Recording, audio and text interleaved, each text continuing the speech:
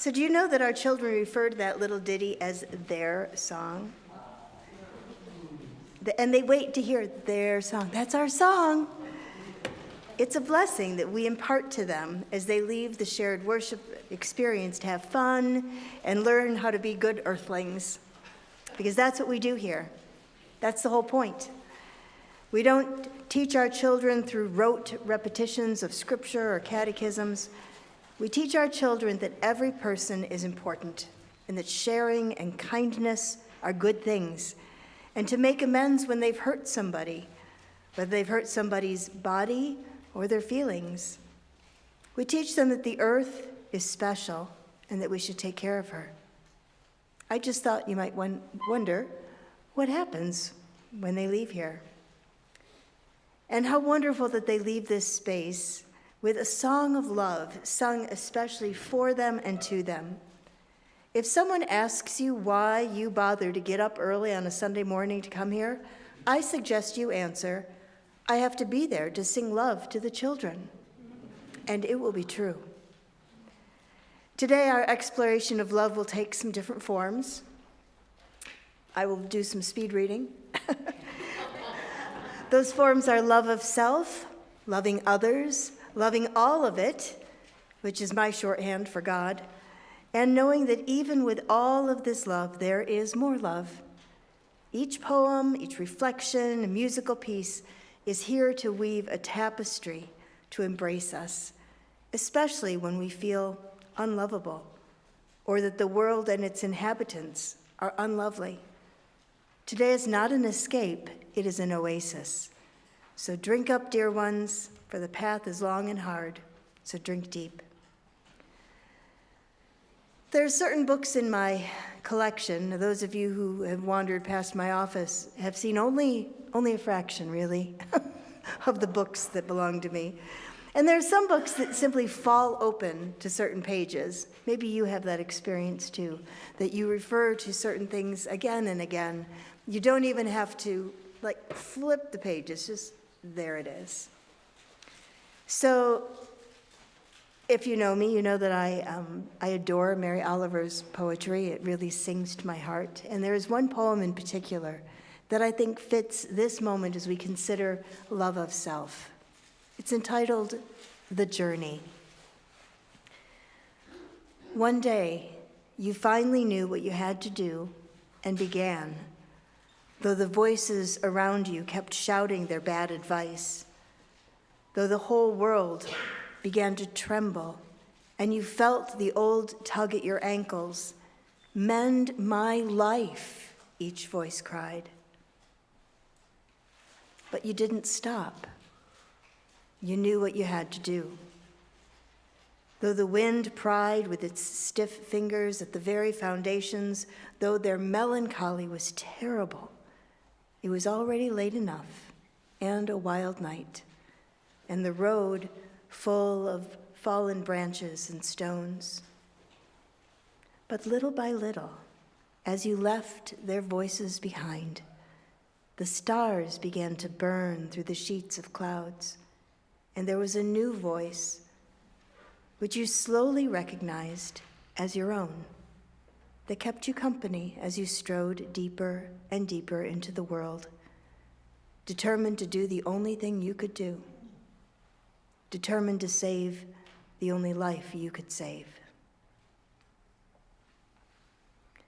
Saving the one life we can is an act of love and mercy. It is not selfishness, unless we make it so.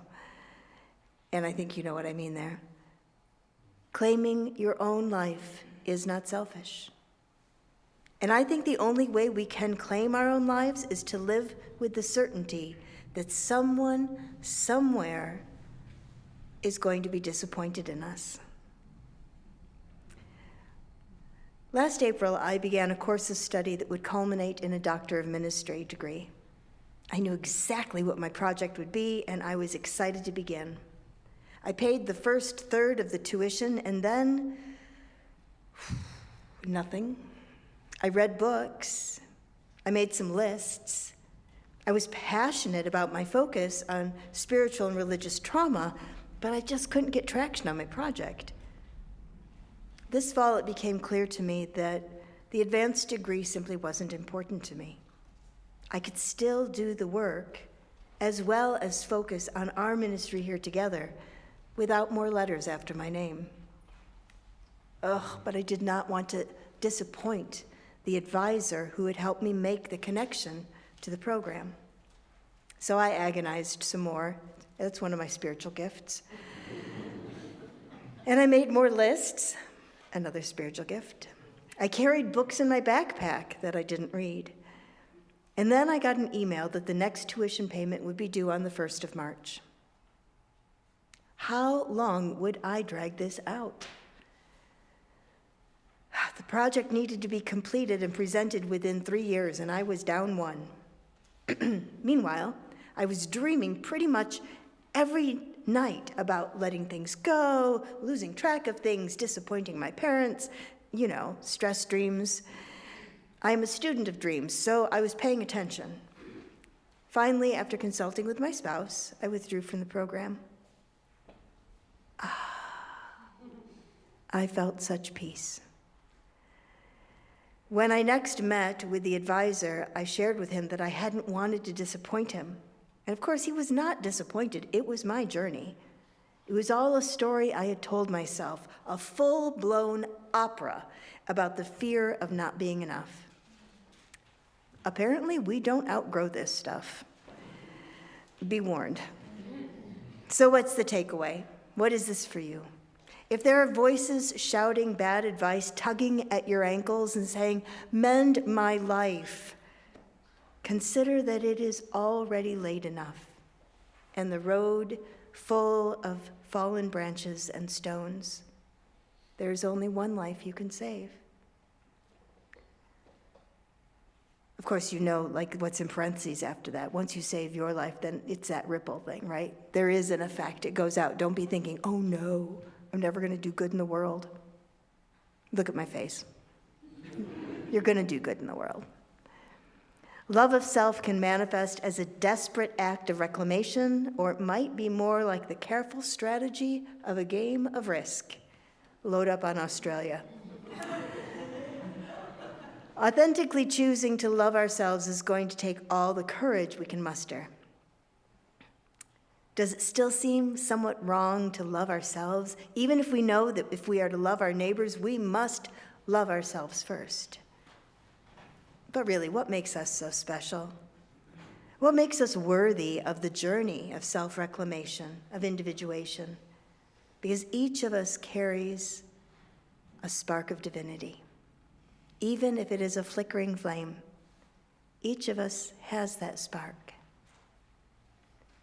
You may be one last spark we all need to light the whole world. I started too low, but sing like basses with me. Here we go. You may be one small spark we all need to light the whole world. Ooh, it sounds positively, we're gonna go do this thing. What if that's true in ways we can hardly imagine? For whom are we that one small spark? And don't forget to include yourself in that count. So let's briefly talk about loving others.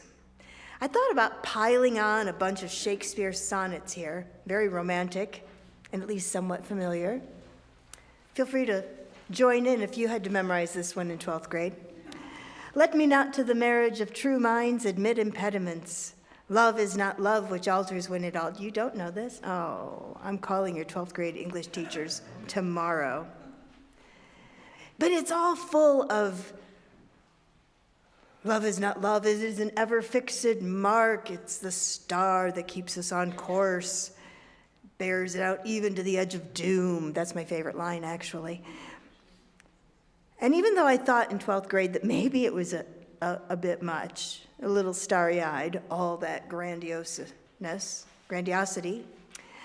I was pretty sure, even at 17, that I would never be able to love this completely. So my source for the next little bit is far earlier than Shakespeare's sonnets in the 16th century. We have to go way back to that moment when there may have been some ambiguity about whether the date was BC or AD, or more correctly, BCE or CE. Oh, what day is it? I'm not sure. We're at the threshold.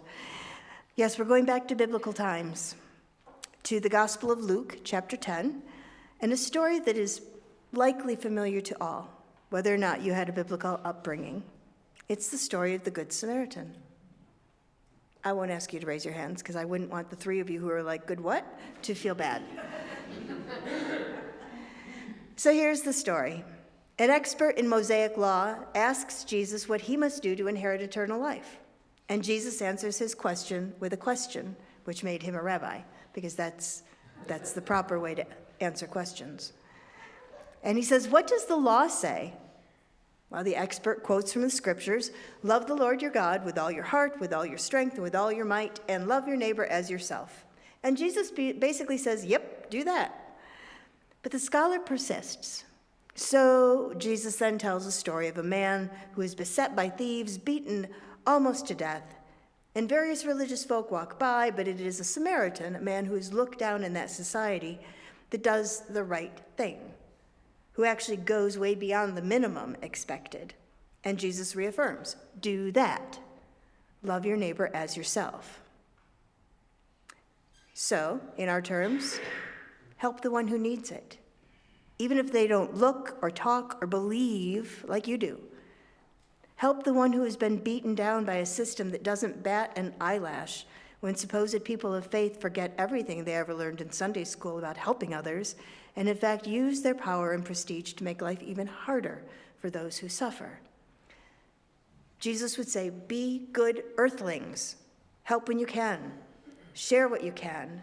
Live a love beyond belief and give yourself to love. The Worst Thing by Shalane Harkin. The worst thing we ever did was put God in the sky out of reach, pulling the divinity from the leaf, sifting out the holy from our bones, insisting God isn't bursting dazzlement through everything that we've made a hard commitment to see as ordinary. Stripping the sacred from everywhere to put in a cloud man elsewhere, prying closeness from your heart. The worst thing we ever did was take the dance and the song out of prayer, made it sit up straight, cross its legs, removed it of rejoicing, wiped clean its hip sway, its questions, its ecstatic yowls, its tears. The worst thing we ever did is pretend God isn't the easiest thing in the universe, available to every soul in every breath. So we are loving all of it, which has two meanings for me. The first one is coded. As someone who has experienced religious trauma, I can get a little itchy with God language. Maybe some of you have had that experience. And as a minister, I want to help folks get past their itchiness, or at least make friends with it, when it comes to God language. Sometimes I just have to say God 3 times in a service just because I know that someone's going to get the itchies, and it's good for them. Today's not one of those days, in case you're keeping count. So perhaps you can imagine the tug of war that happens in my brain. Itchy, itchy. Shalane Harkin's poetry about the divine is an invitation to me to just lighten up and imagine a different kind of God, a different kind of the all of it. Here's another poem. God broke in last night. God broke in last night, and what once used to be my put-together soul has now become a holy mess. Thank God, the great scrambler, the ransacker of every bit of the small self, the demolition artist of the best-laid plans, the intolerant of the too tidy, the frustrated with facade, the broken pot. I'll pray to you in a new way now. It no longer seems perfection is what we're getting at. I'm a perfectionist. Hello, my name is Michelle, and I'm a perfectionist. And I know I'm not alone, so thank you for being here. I love poetry that is playful and intentional. I love poetry that is deep and dark and the whole gamut. I need a different perspective. And I'm open, at least in a literary sense, to this possibility. So loving all of it can be an opening to doors that we may have slammed shut. But of course, there is the more immediate, this world aspect of all of it. What does that look like? What is our capacity for loving all of it? All of the pain, all of the shenanigans that sicken us. Loving all of it opens me to mystery. Loving all of it invites me to slow down, breathe, and as Mr. Rogers says, look for the helpers. Loving all of it is a demand on my resources, internal and external. Loving all of it makes me a guardian of that which is of supreme worth, this fragile, finite planet that is our only home. Loving all of it calls me into community, because frankly, I don't have the capacity to love all of it. I don't have the capacity to love all who are broken. I don't have the resources to love all who are unloved and cast down. And yet, we may be, feel free to join me, one small spark we all need to light the whole world. One more time, really growling that last bit. We may be one small spark we all need to light the whole world. There is more love somewhere. There is more love somewhere. I'm gonna keep on till I find it. There is more love somewhere.